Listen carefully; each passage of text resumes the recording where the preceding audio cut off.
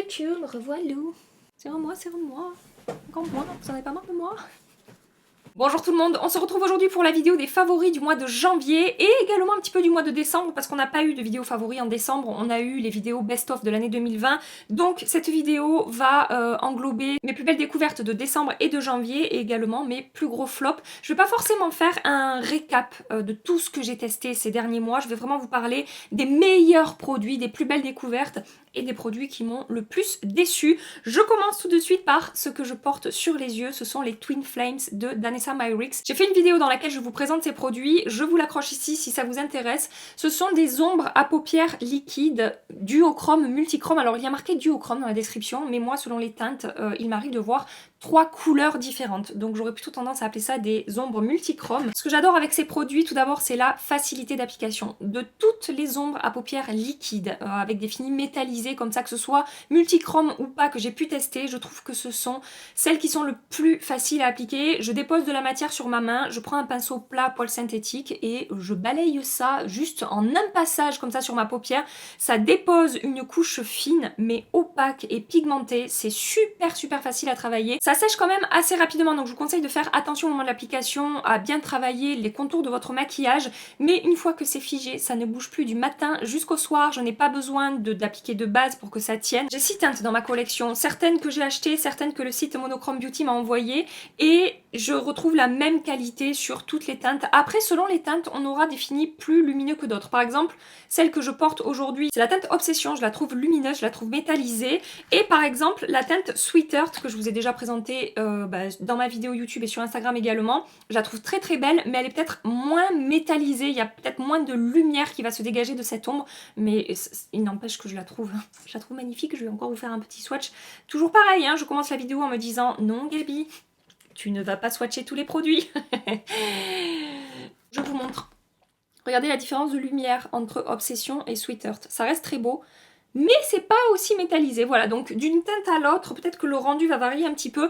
Et vous avez aussi la teinte, par exemple, Crazy For You, qui a encore un autre fini, je trouve, qui est à la fois métallisé, mais je trouve aussi à la fois un petit peu scintillante. Je sais pas si vous verrez la différence entre les finis, enfin les rendus, c'est pas vraiment les finis, mais les rendus de ces 3 ombres à paupières. Bref, vraiment, je suis super contente de la qualité de ces produits et j'ai eu beaucoup de retours positifs de votre part concernant ces ombres à paupières, pas que, mais en grande majorité quand même, vous êtes nombreuses à avoir craqué et à adorer ces ombres à paupières. Toujours chez Danessa Myricks, Toujours chez Danessa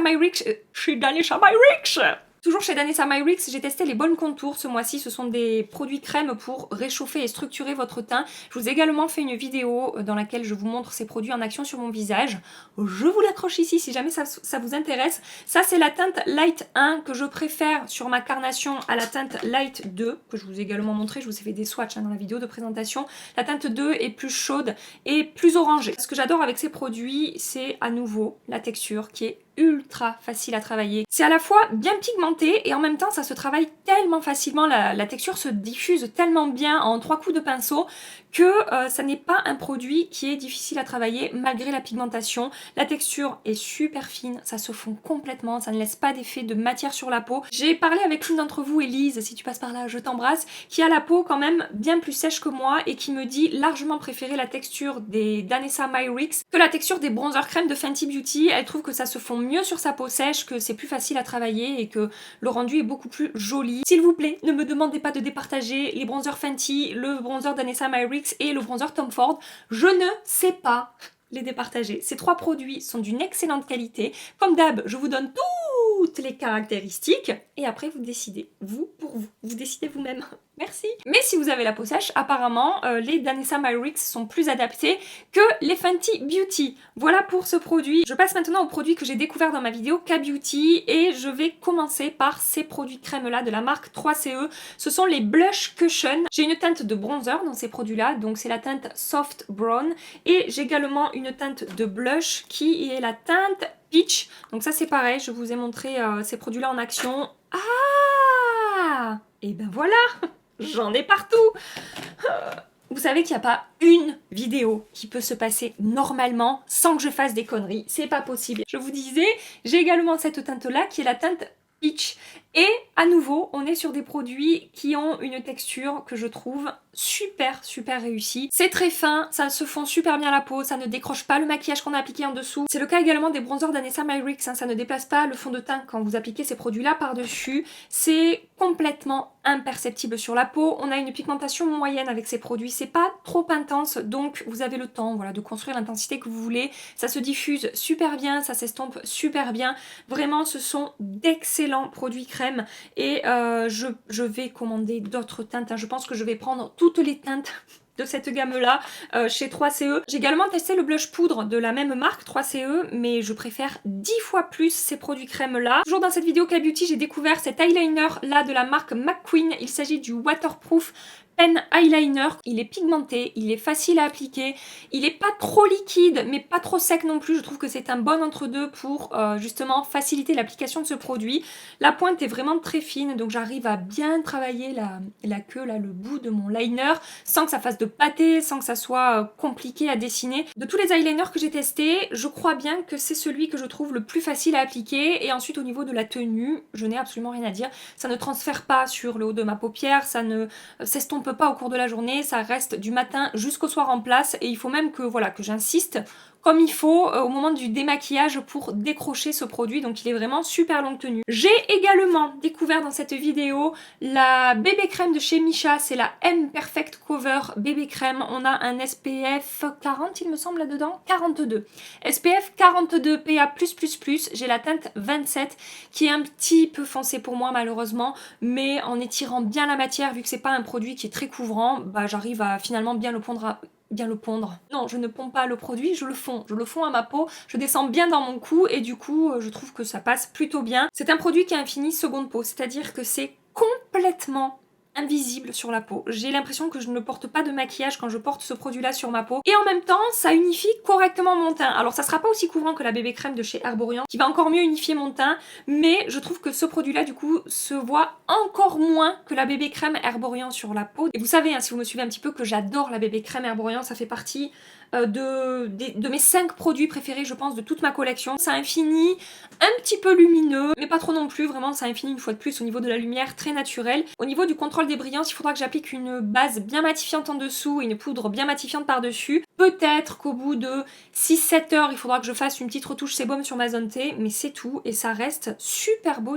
sur la peau du matin jusqu'au soir, ça tient vraiment très bien. C'est une très belle découverte. Ensuite, j'ai découvert cet enlumineur là de la marque Clio, il s'agit du Prism Air que j'ai en teinte Gold Sheer. Je recommande ce produit aux personnes qui aiment les enlumineurs subtils et naturels, qui se module un petit peu, mais vous n'aurez pas un fini intense et métallisé avec ce produit-là.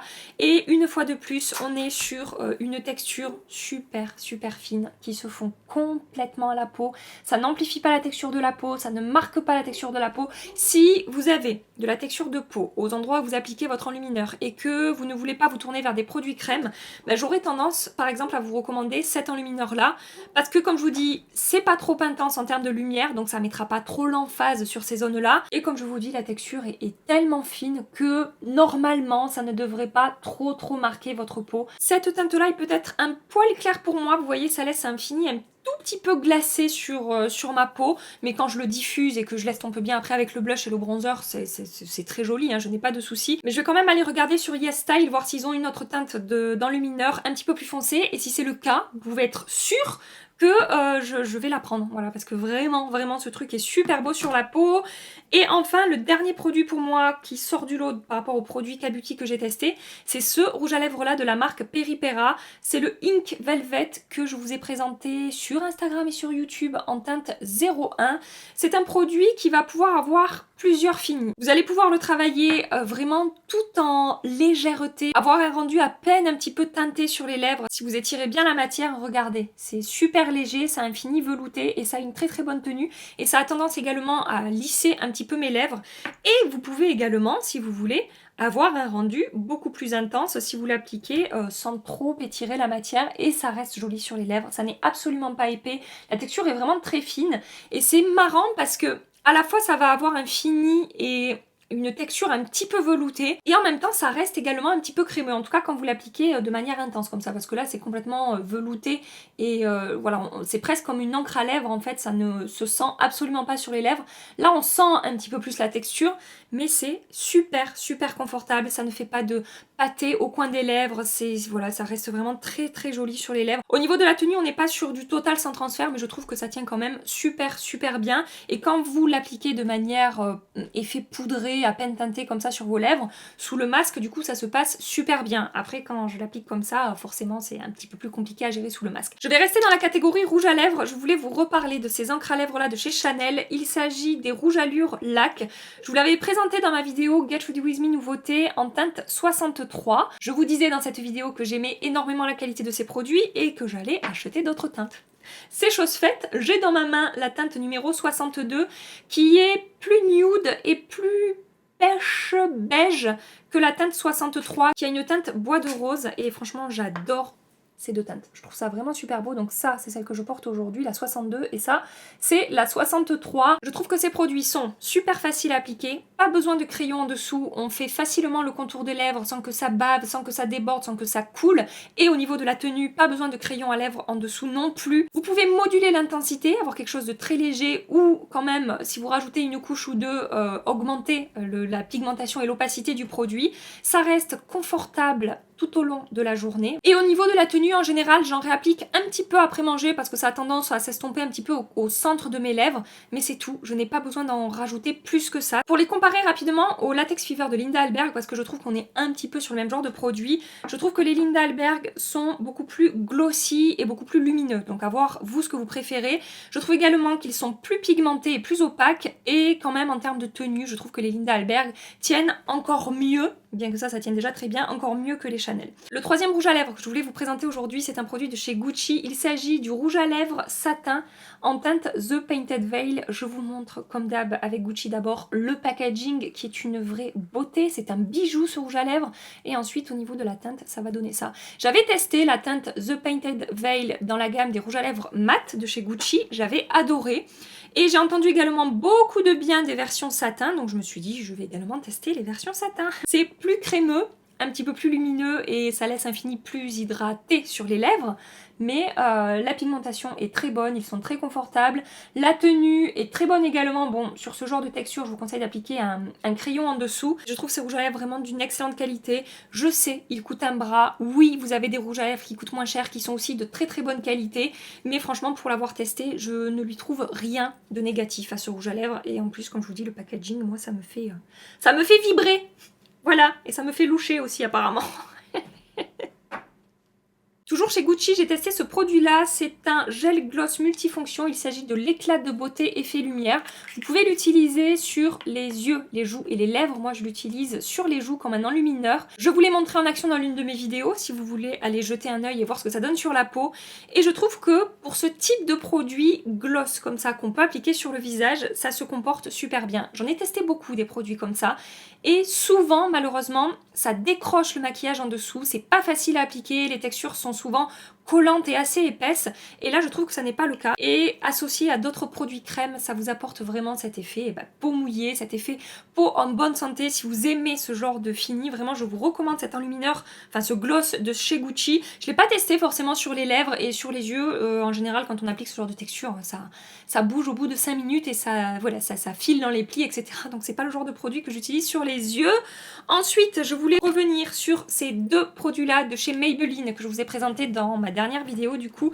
Tout d'abord le mascara Sky High, je sais il est épuisé partout, mais il finira bien par revenir à un moment ou à un autre en stock sur les différents sites qui revendent ce mascara. Il commence à arriver apparemment dans certaines grandes surfaces, donc peut-être vous pourrez le trouver dans vos grandes surfaces. C'est un mascara qui va apporter beaucoup de longueur à vos cils, du volume également, mais franchement après plusieurs jours de test, je trouve qu'il est surtout efficace pour la longueur, et je vous conseille d'appliquer 2 couches de ce mascara. Vous appliquez la première, vous ne laissez pas trop sécher et vous appliquez une deuxième couche, et franchement je trouve en tout cas sur mes cils que ça a un rendu de malade. C'est un des mascaras de toute ma collection qui va m'apporter le plus de longueur. Mais j'ai discuté encore avec Elise. Oui, je discute beaucoup avec Elise, qui l'a testé et elle recherche surtout du volume à la racine de ses cils et elle a été déçue, un petit peu déçue par ce mascara. Donc si vous recherchez vraiment du volume, c'est pas forcément celui-là que j'ai à vous recommander. J'aurais plutôt tendance à vous recommander le Lash Brag de chez Anastasia. Mais si vous voulez allonger vos cils à l'infini et quand même ajouter un petit peu de volume, le Sky High de Maybelline. Je pense qu'on n'a pas fini d'entendre parler de ce mascara. Il fait déjà le buzz sur les réseaux sociaux. C'est pour ça qu'il est épuisé partout. Mais je comprends pourquoi. Je trouve vraiment qu'il est ultra performant ce mascara. Et j'ai continué à tester le fond de teint Maybelline, le Super Stay Active Wear 30 heures. C'est encore celui que je porte aujourd'hui et j'aime beaucoup ce fond de teint.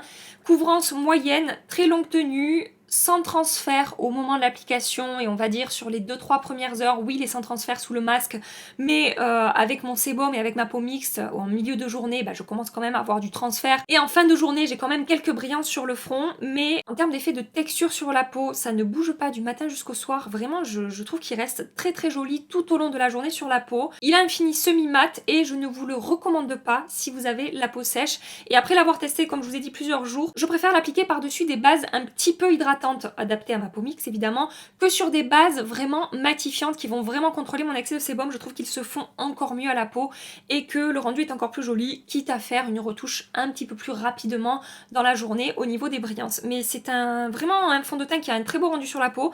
Et pour avoir testé le Super Stay 24 heures, je préfère 10 000 fois celui-là sur la peau que le Super Stay 24 heures que je trouvais beaucoup plus épais, qui me faisait plus d'effet de matière, qui faisait plus sec sur ma peau, que je trouvais pas forcément confortable. Là vraiment, je suis super contente de ce fond de teint. Je voulais vous reparler de cette palette là de chez Tom Ford. Il s'agit de la Contouring Compact Palette. On a un bronzer et 2 enlumineurs dans cette palette là. Je vous l'ai présenté dans ma vidéo. Je me maquille avec les produits les plus chers de ma collection, parce que clairement ça fait partie des produits les plus chers de ma collection. On est sur du Tom Ford, ça coûte une blinde. Est-ce que vous avez besoin forcément de ce produit là? Absolument pas. Il existe plein d'autres produits à prix beaucoup plus abordable qui fonctionnent très bien. Maintenant, si cette palette vous fait de l'œil, sachez que je la trouve vraiment super. Je trouve que la qualité des produits à l'intérieur est excellente. On est sur des textures en fait entre la crème et la poudre et c'est vendu comme ça hein. Dans la description, il y a écrit texture crème poudre et du coup ce sont des textures qui se fondent complètement à la peau, qui ne laissent aucune épaisseur sur la peau et j'ai même tendance à préférer la texture de ce bronzer là que les bronzers classiques de chez Tom Ford, hein, les bronzers poudre que je vous ai déjà présenté, je crois que c'était au mois de décembre ou novembre peut-être que je vous ai parlé de ces produits là.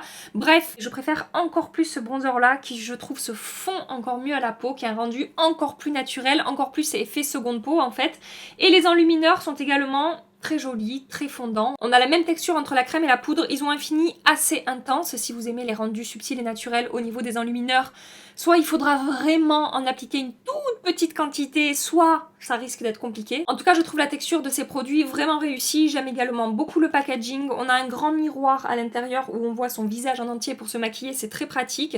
Et voilà, c'est vraiment une très belle palette que j'ai beaucoup utilisée ces derniers temps.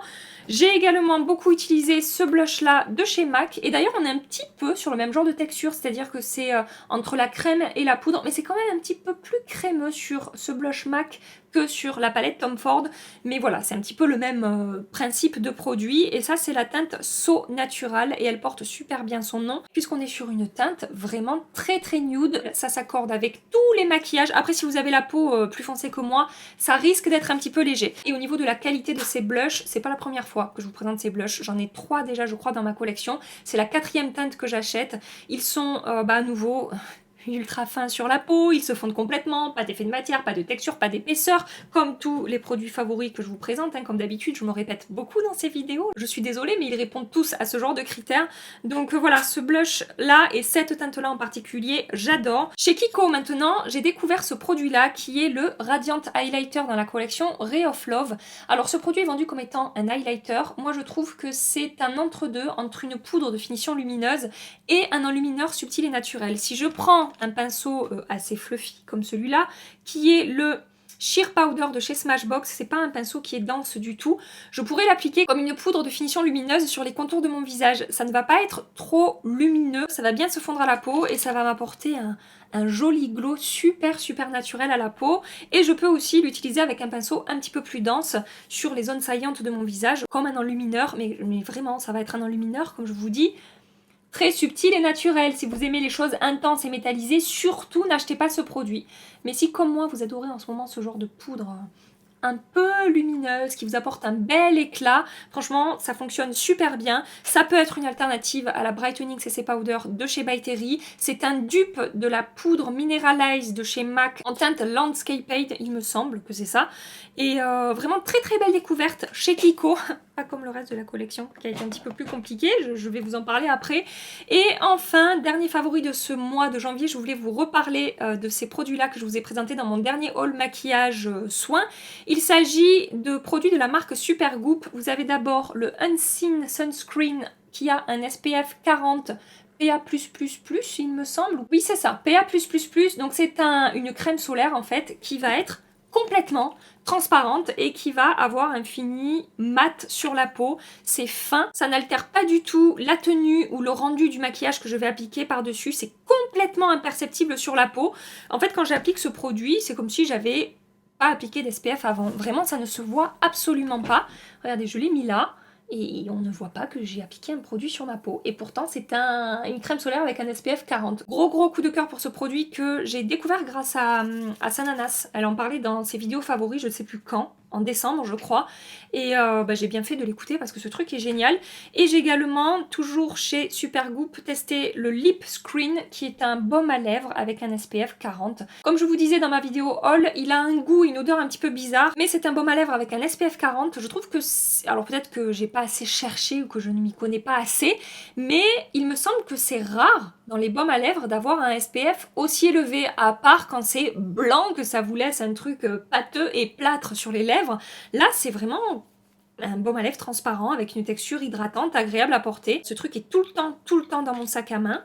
Et je ne m'en sépare plus. Et franchement, je pense que je vais faire des stocks de ces deux produits parce que vraiment, je les trouve géniaux. J'ai mis le baume à lèvres, là, vous voyez, c'est vraiment transparent. Après, honnêtement, ça va pas être la texture la plus hydratante et la plus riche pour mes lèvres, mais c'est pas grave. Ça reste agréable à porter et ça protège très bien mes lèvres. Je passe maintenant à mes flops, à mes déceptions du mois. Tout d'abord, je voulais vous parler du fond de teint fluide de beauté fini naturel de chez Gucci. Malheureusement, ce produit ne fonctionne pas sur ma peau. Je trouve qu'il est pas super facile à appliquer. Je trouve qu'il marque mes ailes du nez, il marque des zones de ma peau que aucun autre fond de teint va marquer. Vraiment, ils se font pas bien à ma peau et je brille rapidement et je trouve pas qu'il m'apporte vraiment bonne mine. Je suis pas super fan du rendu de ce fond de teint sur la peau, que ce soit en termes de texture, de tenue, de fini. Vraiment, c'est pas une réussite pour moi ce fond de teint et je sais que les avis sont très mitigés. Bon, il y en a qui l'aiment beaucoup évidemment, hein, mais il y a quand même pas mal de retours négatifs concernant ce fond de teint.